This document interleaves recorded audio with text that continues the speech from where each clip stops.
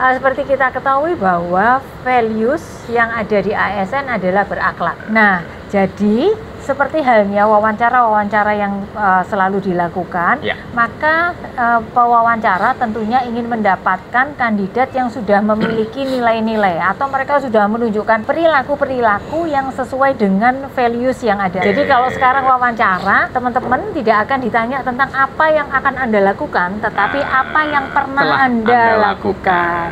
Maka ketika nanti sampai pada tahap wawancara, teman-teman harus pastikan bahwa sebelumnya sudah mengidentifikasi tentang pencapaian-pencapaian terutama terkait yang berakhlak itu ya.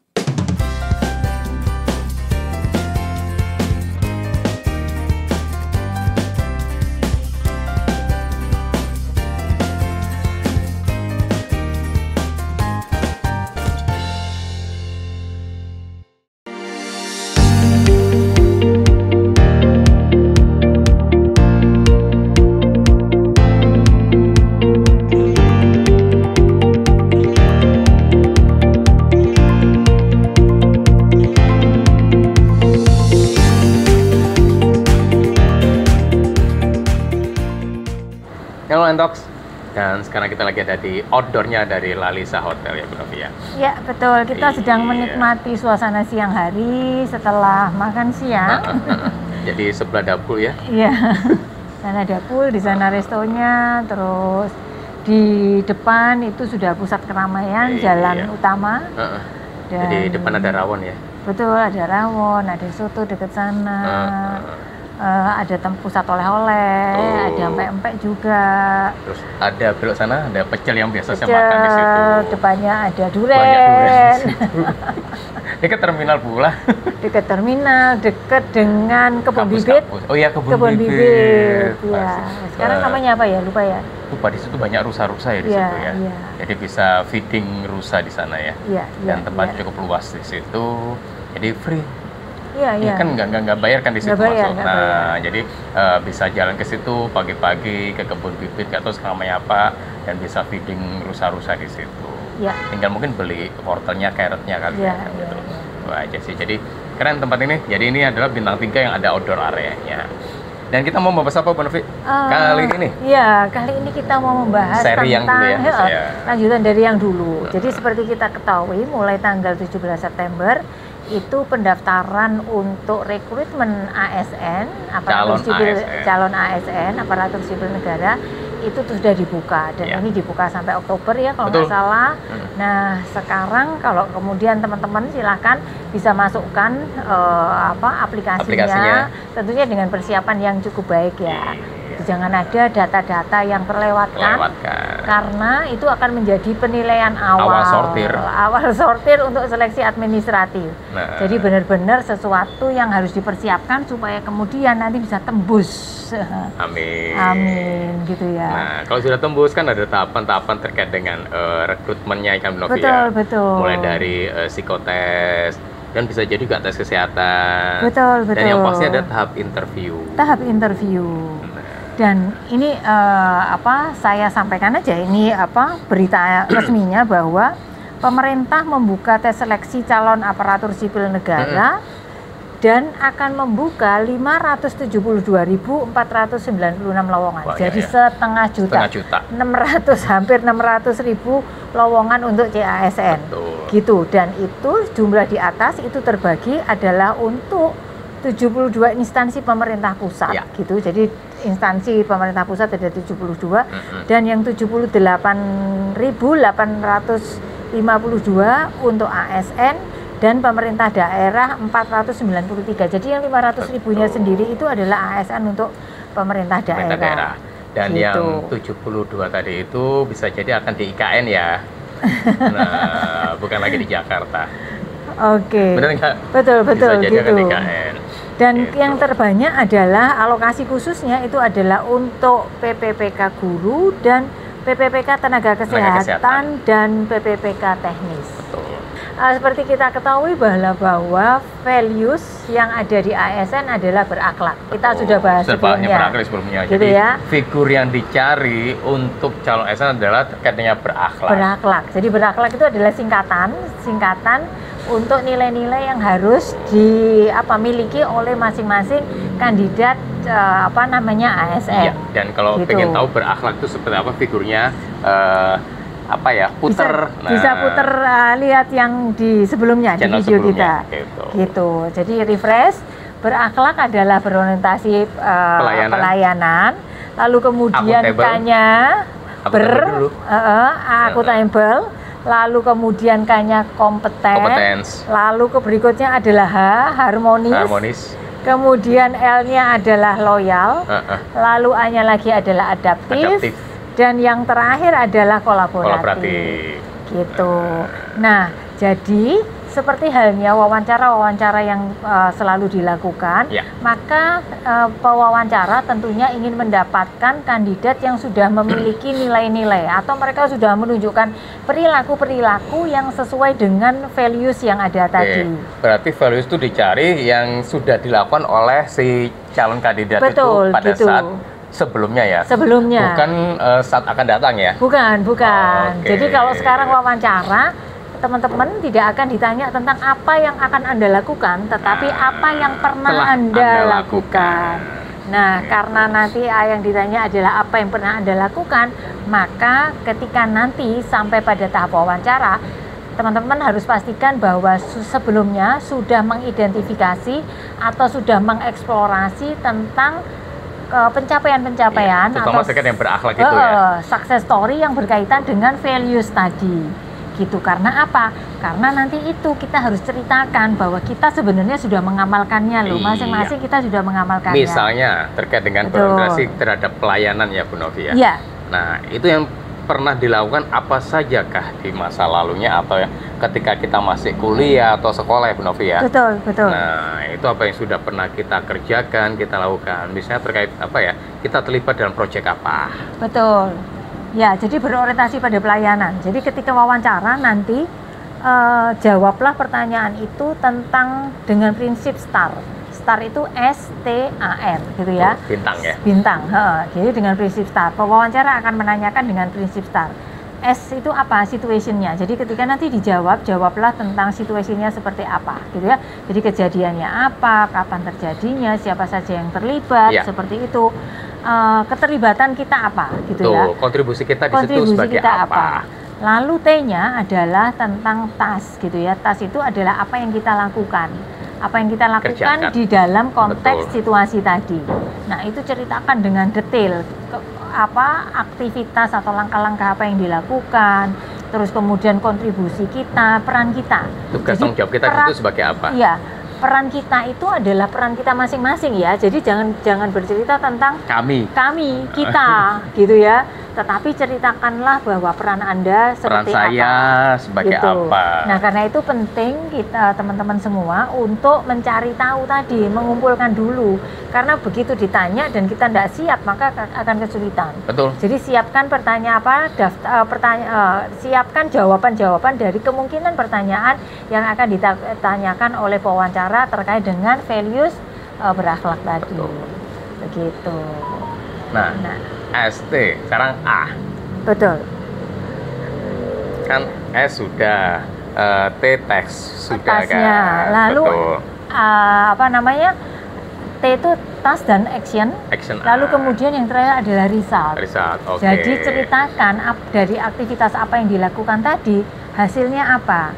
Apakah tim menjadi lebih solid, pekerjaan selesai dengan baik, mendapatkan penghargaan, ada peningkatan revenue yang didapatkan dari sebelumnya, perbaikan kualitas. Betul. Nah, itu yang harus diceritakan.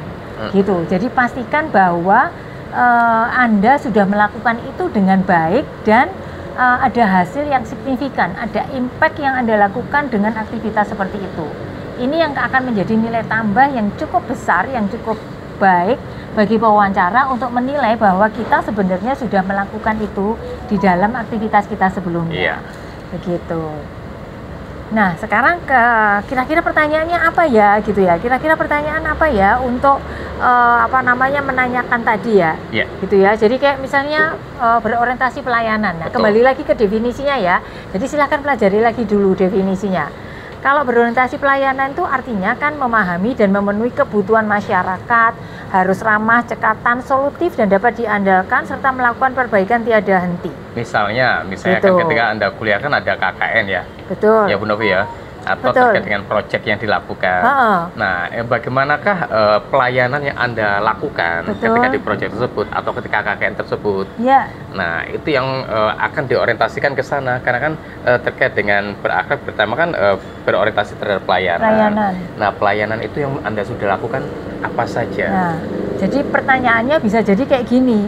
Ceritakan pengalaman terbaik Anda ketika harus menangani situasi di mana Anda harus berinteraksi dengan masyarakat atau pelanggan yang memiliki kebutuhan yang berbeda. Nah kan di KKN mesti ada kan. Jadi nanti carilah pengalaman atau success story yang berkaitan dengan menangani situasi di mana kita berinteraksi dengan pelayanan masyarakat dengan orang yang berbeda-beda. Betul, misalnya nih kan ketika KKN dilibatkan di kegiatan posyandu. Betul. Nah, itu kan orang juga beda-beda kan. Betul. Anda berhubungan dengan ketua PKK-nya atau dengan masyarakatnya. Dengan masyarakatnya, dengan anaknya. Betul. Juga seperti itu. Handle situasinya seperti apa?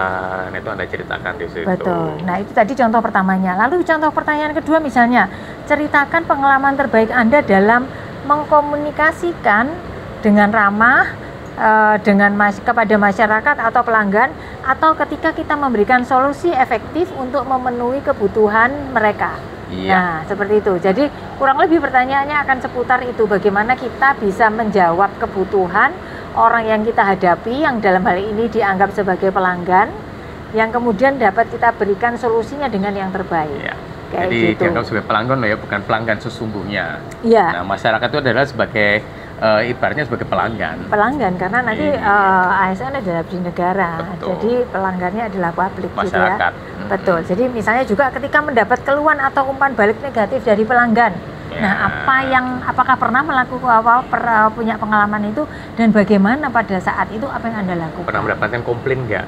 Betul. Nah, itu adalah contoh pertanyaan yang kita bisa siapkan nanti jawabannya akan seperti apa. Iya. Gitu. Kita nggak ngajarin jawabannya loh ya. Iya, kita nggak ngajarin jawabannya, tetapi jawablah sesuai dengan prinsip STAR tadi. Jadi ketika menangani keluhan atau komplain gitu ya. Misalnya pernah tadi kalau KKN gitu ya. Terus kemudian misalnya terlibat dengan dosen. Saya dulu pernah kan dimintain dosen statistik untuk ada proyek. Nah, saya tuh harus ke beberapa dinas. Nah, itu kan otomatis saya harus berhadapan terus melayani mereka. Terus kemudian mengumpulkan datanya, mengkompil data, kemudian saya serahkan ke dosen saya. Nah, itu kan juga proyek kan seperti itu. Nah, jawabnya harus peran kita apa ya? Terus kemudian ceritakan dengan detail. Kenapa harus detail? Karena pewawancara akan berasumsi ketika kita bisa bercerita dengan detail, artinya kita sendiri itu mengalaminya. Kita akan lebih lancar. Kita akan lebih lancar bercerita karena itu pengalaman pribadi kita. Kita tahu detail-detailnya, kita ingat sekali prosesnya seperti apa. Karena tadi pertanyaannya adalah success story. Karena success story berarti sesuatu yang sangat berkesan. Betul. Bukan story dari teman kita ya. Betul. Nah, kan kelihatan kalau kita mengarang cerita atau cerita kita sendiri. Betul. Dan tadi kenapa nggak boleh bercerita tentang kami atau kita? Karena itu tadi sebenarnya pewawancara ingin melihat kontribusi Anda. Karena bisa jadi kan sudah kalau jadi rahasia kan umum. Adalah kelompok ya. Iya, rahasia umum, kita berkelompok terus kemudian kita cuma nebeng gitu ya, setor nama seperti itu. Numpang lewat doang. Numpang lewat. Jadi kita benar-benar menunjukkan bahwa itu ada kontribusi kita loh di sana. Dan seberapa besar kontribusi kita? Iya, karena kan dalam suatu kelompok kadang ada numpang lewat doang kan. Betul gitu. Pokoknya kelompokan ya udah pokoknya namanya ada di sana. Nah, terus yang terpenting adalah resultnya gitu ya. Jadi cari sesuatu yang pada saat itu ada impact-nya. Kalau misalnya benar-benar komplain gitu ya, karena ini ya maka tadi itu pelanggannya puas, kemudian menerima permintaan maaf. Misalnya gitu kan. ada kejadian lucu, bayinya ketika ditimbang ngompol, nah how to handle-nya kan, sehingga si bayinya itu juga tetap nyaman kan gitu loh. Dan kita diompolin juga nggak yang kemudian kaget dan kita yang komplain malah kan gitu loh. Gitu. Jadi result atau impact-nya apa itu juga harus diceritakan. Betul. Nah, itu tadi yang contoh yang berakhlak gitu ya, yang gitu ya. Orientasi pelayanan. Berorientasi pelayanan. Yang berikutnya adalah akuntabel. Nah, teman-teman harus ingat ketika sudah menyebutkan values-nya apa, harus tahu definisinya apa dulu. Nah, itu yang di seri sebelumnya ya. Gitu. Jadi akuntabel itu melaksanakan tugas dengan jujur, bertanggung jawab, cermat, serta disiplin dan berintegritas tinggi. Seperti itu. Menggunakan kekayaan dan barang milik negara secara bertanggung jawab, efektif, efisien dan tidak menyalahgunakan kewenangan jabatan. Nah, ditangkap ini intisari dari akuntabel seperti apa. Nah, dari situ tolong flashback lagi, teman-teman cari nih pengalaman apa, pengalaman terbaik di mana Anda bertindak dengan jujur dan berintegritas tinggi dalam pekerjaan gitu. Jadi ini silahkan dicari gitu ya. Jadi apa itu yang bertindak dengan jujur, karena akuntabel di sini adalah dengan jujur, bertanggung jawab, cermat, seperti itu. Jadi artinya benar-benar profesionalismenya kita tidak itu dipertaruhkan. Menyalahgunakan wewenang ya. Betul. Terus ceritakan pengalaman dalam menghadapi situasi moral atau etika yang sulit dalam pekerjaan. Pernah ngalami enggak? Ya. Nah, itu silahkan bisa diceritakan. Kalau memang pernah mengalami diceritakan, kalau memang tidak pernah mengalami untuk poin tersebut, ya jawab aja jujur untuk poin tersebut tidak pernah mengalami. Betul. Daripada mencari-cari ya. Betul. Tetapi kan gini, satu case, satu values itu pewawancara akan mencari dengan beberapa pertanyaan.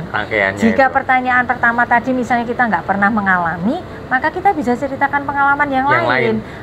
Jadi teman-teman sebenarnya ketika pewawancara bertanya sudah bisa mengidentifikasi atau memperkirakan, oh ini pertanyaan yang berkaitan dengan kompetensi apa, sebenarnya begitu ketika tahu definisinya ya. Nah kayak tadi, kalau tadi misalnya seperti itu, kita boleh mencoba mencari contoh-contoh pengalaman, misalnya dengan ketika kita memastikan ketelitian dan kecepatan dalam pekerjaan atau untuk menghindari kesalahan atau kelalaian. Nah, ini juga termasuk akuntabel seperti itu. Termasuk pengalaman bagaimana mencegah penyalahgunaan wewenang dalam jabatan dalam pekerjaan. Jadi kalau kita bicara jabatan bukan berarti orang yang pangkatnya tinggi ya. Orang sales, kasir itu juga mereka tingkat pelaksana, staf tingkat pelaksana. Kan ada jabatannya. Ada jabatannya, tetapi itu tadi nggak boleh sales kemudian karena ini menyalahgunakan jabatan, misalnya sales itu misalnya apa? Kemudian dia jualan, hanya jual bikin faktur fiktif yang kemudian belum tentu ini bisa ditagih atau order yang sungguhnya. Ini namanya menyalahgunakan jabatan. Kasir misalnya boleh mengeluarkan uang dengan persetujuan tertentu, tapi kemudian dia mengeluarkan uang dengan cara-cara yang tidak tepat. Nah, itu menyalahgunakan jabatan juga. Jadi jangan dibayangkan jabatan itu selalu jabatan yang tinggi. Sudah jadi eselon apa, karena setiap jabatan itu punya wewenang. Atau di proyek misalnya ketika kuliah kan bukan sekedar ketua kelompoknya yang punya jabatan, ya kan, tapi Anda sebagai misalnya humasnya di kelompok tersebut, yaitu jabatan Anda. Gitu. Kita punya wewenang untuk bisa berhubungan dengan lain. Nah, ketika berhubungan dengan orang banyak, kita nggak boleh menyalahgunakan kepercayaan yang diberikan. Nah, tambah satu lagi kalau misalnya contohnya bagaimana kita menjaga konsistensi untuk melakukan tugas-tugas rutin. Ini termasuk akuntabel. Jadi ini kita bisa gunakan, kita bisa cari ketika untuk menunjukkan kita sudah akuntabel, teman-teman bisa mencari tadi itu dari beberapa pertanyaan ini tadi gitu. Seperti itu. Oke. Jadi sudah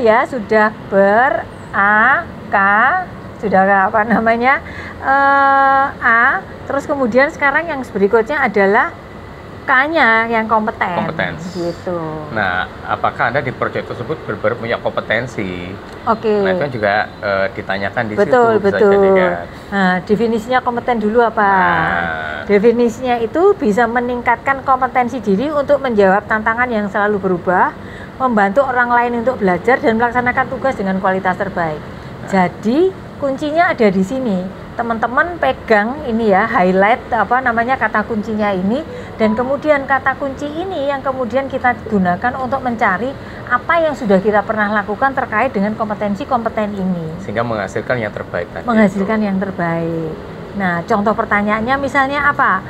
Tolong berikan pengalaman terbaik Anda tentang langkah-langkah yang pernah diambil untuk mengatasi tantangan yang selalu berubah dalam pekerjaan. Nah, ini kan ada unsur belajarnya, meningkatkan diri, seperti itu. Nah, ini adalah salah satu kompeten itu tadi. Jadi carilah seperti itu, misalnya ikut course online gitu ya, kalau kemarin misalnya pandemi, atau Anda ikut sertifikasi yang lain yang bisa memberikan nilai tambah gitu, sehingga kemudian membuat Anda jadi kompeten gitu ya. Atau sekarang kan juga banyak sih mahasiswa yang dia ikut project-project jadi freelancer atau apa kan? Banyak dan magang itu semua mahasiswa sekarang itu pasti punya itu. Magang juga bisa diceritakan prosesnya kan gitu ya, Novi ya gitu. Iya. Jadi misalnya juga bisa diceritakan pengalaman membantu rekan kerja atau tim untuk meningkatkan kompetensi mereka. Terus kemudian memberikan bimbingan atau pelatihan kepada rekan kerja yang punya dampak positif terhadap kinerja kita gitu ya. Terus melaksanakan tugas dengan kualitas yang terbaik dan mencapai hasil yang memuaskan. Ini juga termasuk bagaimana kita menunjukkan bahwa kita ini kompeten. Ya, kompetensi. Gitu. Termasuk yang satu lagi adalah mengidentifikasi peluang untuk meningkatkan proses. Gitu ya. Jadi kita bekerja, terus kemudian kita tahu nih bahwa ada opportunity untuk membuat perbaikan dari pekerjaan kita. Nah, ini juga adalah salah satu bukti bahwa kita sudah kompeten yang bisa kita sampaikan kepada pewawancara. Iya. Gitu ya. Oke, jadi A, K, L ya? H dulu. Oh ya, harmonis. Ya, harmonis. Oke. Harmonis itu adalah menghargai setiap apapun latar belakang perbedaan yang ada, menolong orang lain, membangun lingkungan kerja yang kondusif. Teamworknya lah seperti apa? Betul, kan di situ. gitu. Jadi bagaimana menjalin kerjasama yang baik dengan rekan Anda, terus kemudian ketika ada perbedaan pendapat bagaimana menemukan suatu solusi di sana. Betul. Nah. Betul, jadi penghargaan kepada orang lain lepas dari latar belakangnya, kemudian kita menciptakan lingkungan kerja yang inklusif. Betul. Dan mendukung untuk semua orang yang ada di dalam organisasi. Dan selalu kondusif ya, terjaga. Betul. Di situ. Terus merespon ketika melihat seseorang mengalami kesulitan atau kita helpful nggak di situ? Memerlukan bantuan seperti itu. Atau membantu memecahkan konflik atau ketegangan antara rekan kerja dan anggota tim gitu ya. Dan kita berkontribusi pada pemulihan hubungan yang baik. Nah, itu adalah harmonis. Jadi cari deh gitu ya pengalaman-pengalaman di mana teman-teman melakukan itu. Nah, nanti ketika menjawab kepada pewawancara, tadi itu dijawab dengan prinsip STAR. Oke. A, K, H sudah. Lalu L loyal. Oke. Loyal itu kalau di kamusnya definisinya adalah memegang teguh ideologi Pancasila dan Undang-Undang Dasar 45, setia kepada NKRI serta pemerintah yang sah, menjaga nama baik sesama ASN dan rahasia jabatan dan negara. Nah, tapi buat teman-teman loh, kalau saya belum kerja di ASN gimana? Jangan khawatir, yang loyalnya adalah loyal terhadap apa yang organisasi kita tempat bekerja sebelumnya. Atau ya loyal pada aktivitas-aktivitas yang kita lakukan gitu terhadap organisasi yang kita ikuti, tanggung jawab kita misalnya kita ngasih les dan sebagainya seperti itu. Nah, itu bisa bisa dijawab gitu ya. Jadi misalnya mengelola perbedaan dalam situasi di mana kita ada perbedaan pendapat, pandangan dengan kebijakan atau keputusan pimpinan atau perusahaan. Nah, itu gantinya tadi, karena nanti kalau sudah ASN maka kepada Undang-Undang Dasar, tetapi sebelumnya maka kita harus menunjukkan loyalitas kita kepada institusi kita sebelumnya ketika kita bekerja. Jadi ketika ada konflik kita nggak mundur. Betul, menjaga nama baik gitu ya, menjaga nama baik instansi, menjaga rahasia jabatan, terus dihadapkan pada situasi tekanan atau godaan untuk melanggar prinsip loyalitas. Nah, itu termasuk loyal tadi itu. Gitu. Nah, itu bisa diceritakan ya. Jadi pengalaman terbaiknya ketika merespon situasi di mana kita mungkin sempat melihat atau menyaksikan pelanggaran terhadap prinsip-prinsip loyalitas terhadap lingkungan kerja kita atau terhadap organisasi. Gitu. Oke, setelah loyal apa? Setelah loyal adalah adaptif. Gitu ya. Adaptif itu definisinya adalah cepat menyesuaikan diri menghadapi perubahan, terus berinovasi dan mengembangkan kreativitas dan bertindak proaktif. Nah, jadi apakah pernah kita menyumbangkan suatu ide-ide ya Bu Novi di situ? Betul. Kan? Terus menyesuaikan diri dengan perubahan yang signifikan, berkontribusi dalam proyek di mana kita mengusulkan ide-ide baru, bertindak proaktif gitu ya. Terus kemudian berkolaborasi dengan tim atau rekan lain untuk mengatasi perubahan atau tantangan, itu inovasi juga.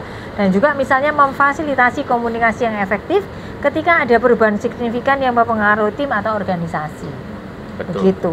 Jadi ini harus dicari ya gitu, karena sebagai ASN seperti yang lalu Anda juga dituntut adaptif dalam situasi yang saat sekarang. Dan yang terakhir adalah K, kolaboratif.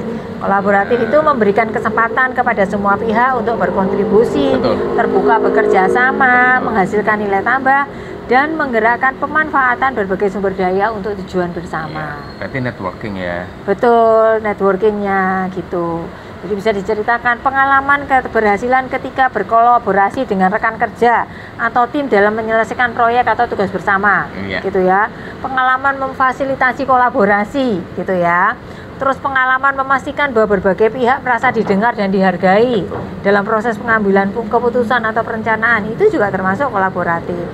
Pengalaman keberhasilan memastikan berbagai sumber daya baik manusia materi dimanfaatkan secara efisien, itu juga termasuk juga pengalaman mengidentifikasi peluang kolaborasi eksternal seperti dengan mitra bisnis, pemasok atau organisasi lain untuk menghasilkan nilai tambah. Nah, gitu ya. Jadi ini adalah bocoran terkait dengan nanti kemungkinan pertanyaan-pertanyaan yang akan ditanyakan. Dan bisa jadi tadi itu tidak akan ditanya satu-satu, tetapi ditanya kaitan satu dengan yang lain, gitu, karena itu sebenarnya bisa nyambung kan. Gitu. Jadi dari satu jawaban kita atas satu peristiwa, sebenarnya pewawancara bisa menyimpulkan berbagai kompetensi yang ada. Seperti itu.